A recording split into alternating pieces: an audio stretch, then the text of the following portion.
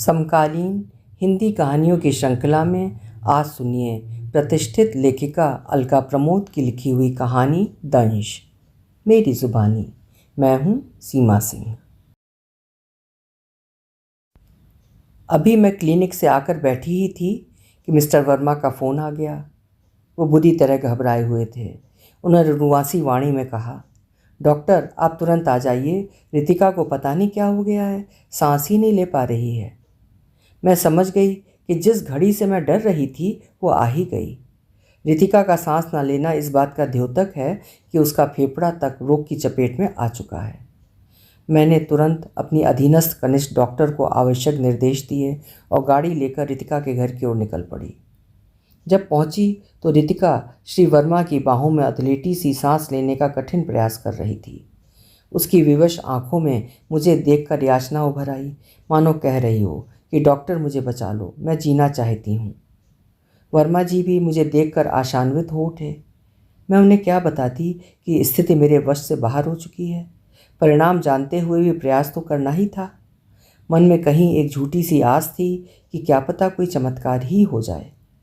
कैसी विडंबना थी कि अभी सप्ताह भर पूर्व ही जिस रितिका की उत्साह से पूर्ण वाणी इस घर में विवाह की शहनाई से एकमय होकर गूंज रही थी, वो आज निष्प्राण सी पड़ी जीवन से जूझ रही थी। मैं अपने विचारों को झटक कर कर्तव्य पूर्ति में व्यस्त हो गई। रितिका और वर्मा जी को लेकर मेरी गाड़ी तीव्र गति से अस्पताल की ओर दौड़ने लगी और मेरा मन उससे भी तीव्र गति से अतीत की ओर दौड़ पड़ा। उस दिन भी नित्य की भांति मैं रोगी देखने में व्यस्त थी। मैंने एक रोगी को देखने के बाद अगले रोगी को देखने के लिए घंटी बजाई तो लगभग 45-50 के व्यय की एक आकर्षक और सौम्य महिला ने प्रवेश किया। कहते हैं कि कुछ संबंध पहले से ही निर्णायित होते हैं। शायद मेरी उससे होने वाली आत्मीयता का आभास मेरी छठी इंद्रिय को हो गया था, तभी वो मुझे प्रथम दृष्टि में ही नितांत आत्मीया सी लगी। उक्त महिला को मेरी मित्र डॉक्टर वागले ने व्यक्तिगत रूप से भेजा था। जब मैंने डॉक्टर का पत्र और साथ में संलग्न रिपोर्ट पढ़ी तो ज्ञात हुआ कि आगंतुका स्तन कैंसर से ग्रसित हैं। मैं कैंसर विशेषज्ञ हूँ, अतः इस दुस्साध्य रोग की घोषणा करके रोगी को हतप्रभ करना मेरी विवशता है। यद्यपि यह दुष्कर कार्य मुझे सदा ही अवांछित रहा है, पर रोगी को वास्तविकता से अवगत कराना मेरा कर्तव्य है। कुछ रोगी तो ससमय आ जाते हैं तो रोग मुक्त होकर मैं संतोष का अनुभव करती हूँ, पर कुछ लोगों का रोग इतनी देर में ज्ञात होता है कि उनके जीवन की डोर हम डॉक्टरों की पहुंच से बाहर हो जाती है। ऐसे रोगी को उसकी वास्तविकता बताते हुए मुझे ऐसा अनुभव होता है जैसे मैं किसी निर्दोष को फांसी का दंड सुना रही हूँ। ऐसे में मेरा भावुक हृदय मुझे सदा ही प्रेरित करता है कि मैं रोगी को कुछ भी न बताऊं।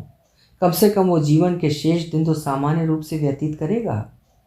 उसे हर पल मौत रूपी भयानक राक्षस द्वारा पल पल पास आने का डर न सताए। पर मस्तिष्क सदा मेरे मन की इच्छा को पूरी होने से रोक देता है और डॉक्टर का कर्तव्य स्मरण करा देता है। साथ ही तर्क देता है कि यदि रोगी को अपना सीमित जीवन काल ज्ञात होगा तो वो अपने आश्रितों के लिए कुछ व्यवस्था कर देगा और अपनी जो आकांक्षाएं पूर्ण कर सकता है कर लेगा। रितिका को भी इसी सत्य से अवगत कराने के उद्देश्य से मैंने रितिका से पूछा, क्या आप अकेले आई हैं? तो रितिका ने कहा, जी डॉक्टर, पर आपको जो भी बताना हो मुझे ही बता सकती हैं। मैं कुछ क्षण असमंजस में रही कि उसे बताऊं या नहीं। फिर भूमिका बनाते हुए मैंने कहा, देखिए मिसेस वर्मा, चिंता की कोई बात नहीं है क्योंकि अब तो हर रोग की चिकित्सा संभव हो गई है, बस आपको तुरंत ऑपरेशन करवाना होगा। फिर थोड़ा रुक कर बोली, क्योंकि आपको स्तन कैंसर है पर आप ठीक हो जाएंगी। प्रायः मेरी ये उद्घोषणा रोगी को कुछ क्षणों के लिए निस्पंद कर देती है, अतः उस दुर्भय क्षण से पलायन करने हेतु मैं अति व्यस्त होने का नाटक करते हुए व्यर्थ ही इंटरकॉम पर अपनी अधीनस्थ परिचारिका को कुछ निर्देश देने लगी। पर मेरी आशा के विपरीत रितिका तो ऐसे स्थित प्रज्ञ सी बैठी रही मानो उसके पास बैठे किसी अन्य रोगी से मैंने बात कही हो। फिर सामान्य रूप से बोली, डॉक्टर मैंने रिपोर्ट पढ़ ली थी, माना वो आपकी चिकित्सीय भाषा में थी, पर मुझे आभास हो गया था। फिर जब डॉक्टर वागले ने आपके पास भेजा तब मुझे पूरा विश्वास हो गया कि मुझे कैंसर है। वो धीमी किंतु स्थिर वाणी में बोली, डॉक्टर मैं इसीलिए आपके पास अकेले आई हूँ कि कृपया मेरे घर के किसी भी सदस्य को मत बताइएगा क्योंकि मैं अभी ऑपरेशन करवाना नहीं चाहती। हाँ, यदि दवाओं से काम चल सके तो चला लीजिए। मुझे आश्चर्य हुआ, क्योंकि वेशभूषा से तो वो अच्छे संपन्न घर की और शिक्षित लग रही थी। अतः मैंने सोचा कि शायद वो ऑपरेशन से डर रही है। अतः मैंने उसे आश्वस्त करते हुए कहा कि अरे, आपको पता भी नहीं चलेगा, कोई कट नहीं होगा। पर वो दृढ़ स्वर में बोली, नहीं डॉक्टर, अभी मैं 1 वर्ष तक ऑपरेशन नहीं करवा सकती, और प्लीज़ मेरे घर वालों को मत बताइएगा। मैंने उन्हें समझाना चाहा, आप स्थिति की गंभीरता को नहीं समझ रही हैं, तब तक तो बहुत देर हो जाएगी। अरे, संयोग से समय से रोग का पता चल गया है तो ससमय ऑपरेशन करा लीजिए, वरना कितनों को तो पता ही देर से चलता है, और तब उन्हें पल पल मौत की प्रतीक्षा के अतिरिक्त कोई विकल्प ही नहीं होता। मेरे इतना समझाने पर भी वो महिला अविचल रही। मुझे समझ में नहीं आ रहा था कि ये क्यों स्वयं मौत के मुंह में जाने को आतुर है। उस समय तो बाहर रोगियों की भीड़ थी, अतः मैंने उसे बाद में आने को कहा। वो जाते जाते भी इस रहस्य को स्वयं तक सीमित रखने का आश्वासन लेकर ही गई। पता नहीं उस महिला में क्या आकर्षण था कि वो मेरे मन मस्तिष्क पर देर तक छाई रही, और मैं उससे पुनः मिलने की आतुरता से प्रतीक्षा करने लगी। दूसरे दिन नियत समय पर रितिका आ गई थी।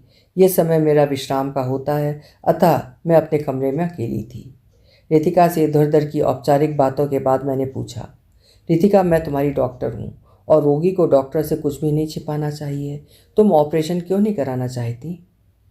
पहले तो हिचकिचाई, पर मेरे बहुत आग्रह पर उसने बताया, डॉक्टर, मेरी बेटी अनन्या को सुयोग से बहुत अच्छा वर मिल गया है, और आप तो जानती ही हैं कि हमारे समाज में बेटी के विवाह में 4-5 लाख रुपयों का व्यय साधारण सी बात है, और मेरे पति और बच्चे मिलकर प्राथमिकता मेरे ऑपरेशन को ही देंगे, जिसमें हमारे जीवन भर की जमा पूंजी का अधिकांश भाग व्यय हो जाएगा। फिर भावुक होते हुए बोली, डॉक्टर, आप ही बताइए, बच्चों के सपनों की चिता पर मैं अपना जीवन कैसे जी पाऊंगी? ये सुनकर तो मैं निरुत्तर हो गई, पर मेरा डॉक्टर मन इतना बड़ा सत्य छिपाने को स्वीकार नहीं कर पा रहा था। मेरा कर्तव्य तो लोगों को जीवन दान देना था, और रितिका मुझसे उसे मौत के मुंह में ढकेलने की योजना में भागीदार बनने को कह रही थी।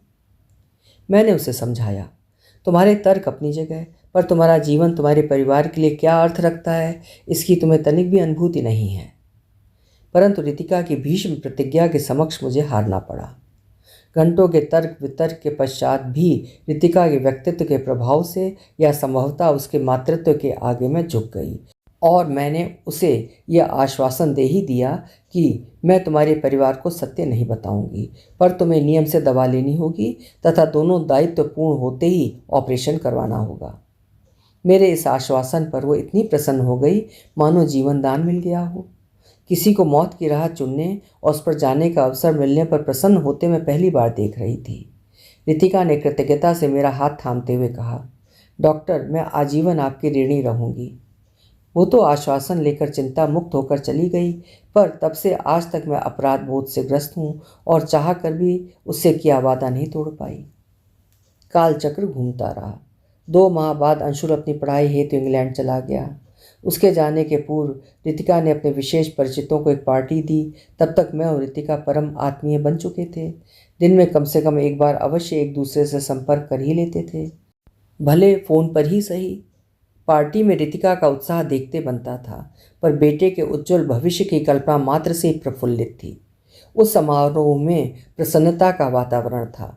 बस एक मैं ही आवरण ओढ़कर प्रसन्न होने का नाटक कर रही थी, क्योंकि इस प्रसन्नता का जो मूल्य दिया गया था वो मात्र मैं ही जानती थी। 2 दिनों बाद अंशुल को जाना था। इन 2 दिनों में रितिका ने क्षण भर भी अंशुल को विलग नहीं होने दिया, मानो वो इन 2 दिनों में ही बेटे के साथ जीवन भर का सानिध्य पा लेना चाहती हो। अंशुल कहता भी, माँ, मैं 2 वर्षों के लिए ही तो जा रहा हूँ।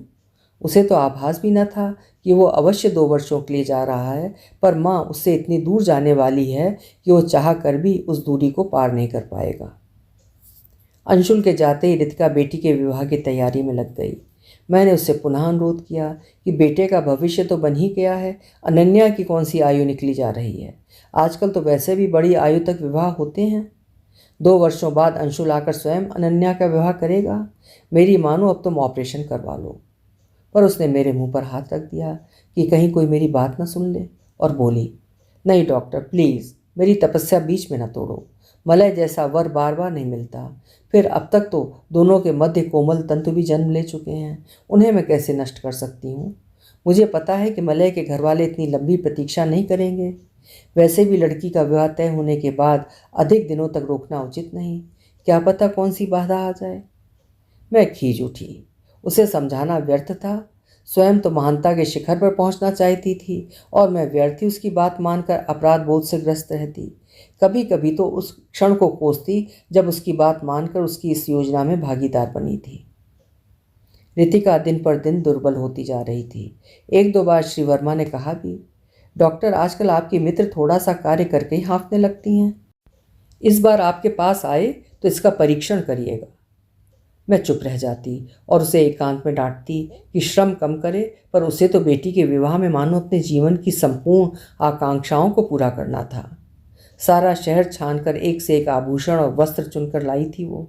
जब मैं समय निकाल कर उसके पास जाती तो कभी वो कलश पर चित्र उकेर रही होती, तो कभी चुनरी में गोटा टाँक रही होती और कभी अतिथियों की सूची बना रही होती।